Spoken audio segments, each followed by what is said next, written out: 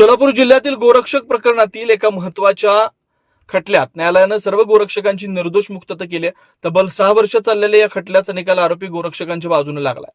सन 2020 मध्ये गोरक्षण करत असताना कसायांना पाठीशी घालत उलट गोरक्षकांना सरकारी कामात अडथळा निर्माण केल्याप्रकरणी भारतीय दंड संहितेच्या कलम 353 सह इतर विविध कलमांखाली गुन्हे दाखल करण्यात आले होते. या प्रकरणाचा खटला न्यायालयात सुरू होता. सदर खटल्याची सुनावणी पूर्ण झाल्यानंतर जिल्हा व सत्र न्यायाधीश सोलापूर यांनी पुरावे व युक्तिवादांचा विचार करून सर्व गोरक्षकांची निर्दोष मुक्तता केली. सोलापूर जिल्ह्यातील गोरक्षण प्रकरणातील एका महत्वाच्या खटल्यात न्यायालयानं सर्व गोरक्षकांची निर्दोष मुक्तता केली. निर्णयानंतर गोरक्षक सुधीर बहिरवाडे यांनी आपल्या भावना व्यक्त केल्या. या खटल्यामुळे त्यांना मोठा मानसिक आणि सामाजिक त्रास, आर्थिक त्रास सहन करावा लागला. त्यांना 21 दिवसांचा कारावास भोगावा लागला. तडीपारीची कारवाई सहन करावी लागली. या कालावधीत त्यांच्या वडिलांचं आणि पत्नीचं निधन झालं. मात्र अखेर न्याय मिळाल्याचं सांगत त्यांनी भगवान के घर देर है अंधेर नहीं अशा शब्दात आपल्या भावना व्यक्त केल्या. या खटल्यात आरोपींच्या वतीने ॲडव्होकेट निशांत परदेशी, ॲडव्होकेट अशोक श्रीवास्तव आणि ॲडव्होकेट अजिंक्य जाधव यांनी बाजू मांडून काम पाहिलं.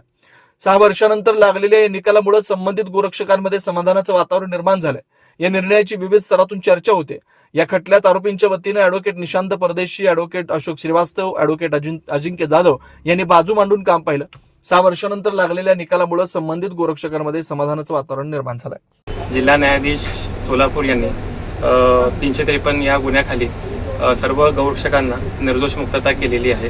त्यामध्ये प्रमुख मध्ये भरत मेकाले, सुधाकर बहिरवाडे व इतर आरोपींची आज निर्दोष मुक्तता करण्यात आलेली आहे. सदरच्या खटल्यामध्ये उच्च न्यायालय व सर्वोच्च न्यायालय यांच्या न्यायनिवाडे कोर्टासमोर सादर केले आणि त्याला ग्राह्य धरून आणि यातली जी हकीकत आहे त्या या संबंधित कोर्टाची पूर्ण समजूत घालून आज मे कोर्टाने पूर्ण गोरक्षकांना निर्दोष मुक्तता केली. आमच्यावर खोटा गुन्हा दाखल केला आहे, परंतु 1-2-3 महिन्यातच त्या ज्यांनी हे सगळे षडयंत्र रचले त्यांच्या ट्रान्सफर व अँटी करप्शनमध्ये त्यांना सजा मिळालेली आहे.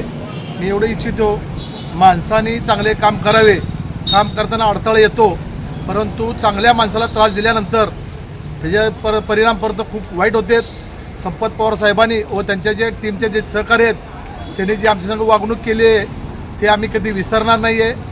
आणि हे जे गुन्हे दाखल केलेत गोरक्षकावर ते जल्दी निकाली काढण्यात यावे.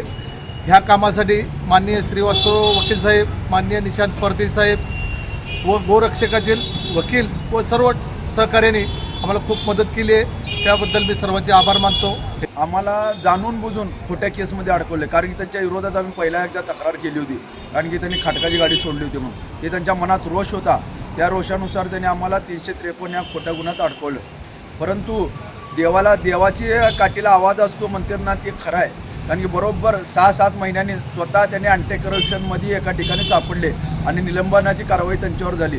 हे आमच्या सगळ्या ज्या गोरक्षकांची त्यांना तळतळ लागलेली आहे. आणि विनाकारण त्यावेळेला आमच्यावर गुन्हा दाखल झाला. त्या गुन्ह्यानुसार आम्हाला परत तडीपारीमध्ये येऊन गोवलं गेलं.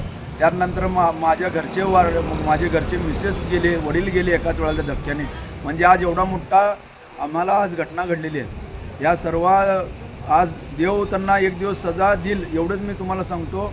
आणि आम्हाला आज निर्दोष मुक्तता केली त्याबद्दल आमच्या वकील अशोक श्रीवास्तव साहेब, तसेच अजिंक्य जाधव साहेब, तसेच आपले परदेशी साहेब यांचे मी खूप आभार मानतो. जय श्रीराम.